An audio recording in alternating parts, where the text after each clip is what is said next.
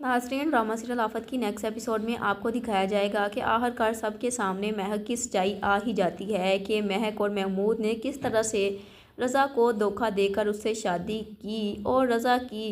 अधूरी बात जो रज़ा छोड़कर इस दुनिया से चला गया था, क्योंकि महक ने उस दिन जब वो अपने भाई को फ़ोन कर रहा था तो रज़ा को मौका ही नहीं दिया था फ़ोन करने का। तो वो बात वरीशा अब सबके सामने पूरी कर देगी। वरीशा जब घर छोड़कर चली जाती है तो वो सोचती है कि आखिर वो जाए तो अब कहाँ जाए। तो आखिर उसे अब महरुनिसा की बात याद आती है कि महरुनिसा ने तो उससे कहा था कि जैसे मर्जी हो महक, लेकिन वो तुम्हारी माँ है, उसकी तरफ से तुम अपना दिल बुरा मत करो। वो किसी और के साथ तो बुरा होता हुआ देख सकती है लेकिन तुम्हारे साथ कभी भी बुरा होता हुआ नहीं देख सकती। एक ना एक दिन उसे अपनी गलतियों का एहसास ज़रूर होगा। जैसे ही घर में डरते डरते दाखिल होती है वरीशा तो वो महमूद और महक की लड़ाई की आवाज़ें सुन रही होती है, जहाँ पर महमूद महक को मारने की कोशिश कर रहा होता है और चीख चीख कर उसे कह रहा होता है कि वरीशा को यहाँ पर बुलाओ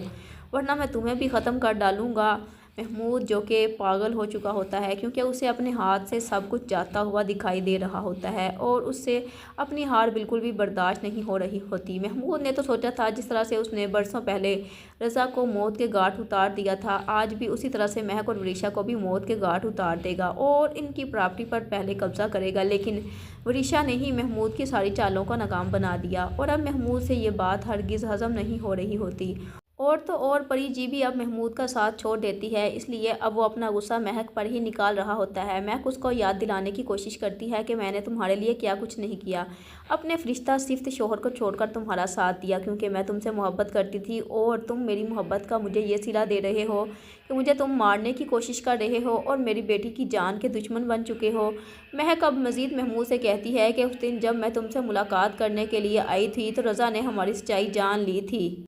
और वो मुख्तार भाई को फ़ोन भी कर रहे थे, लेकिन मुख्तार भाई ने जब उनकी कॉल रिसीव नहीं की तो रज़ा उनको वॉइस मैसेज कर रहे थे, लेकिन मैंने उनसे मोबाइल छीना तो इसी कश्मकश में रज़ा का एक्सीडेंट हो गया और वो मौत के मुंह तक पहुंच गया। अगर उस दिन वो मैंने मैसेज उसको कंप्लीट कर लेने देती तो आज ये नौबत ना आती कि तुम मुझे मारने की यूँ कोशिश ना कर रहे होते। शायद रज़ा मुझे तुम जैसे शैतान सिर्फ इंसान से बचा लेता, लेकिन मेरी बदकिस्मती कि मैं तुम्हारा साथ देती रही और ख़ुद ही अपने पाँव पर मैंने कुल्हाड़ी मार ली।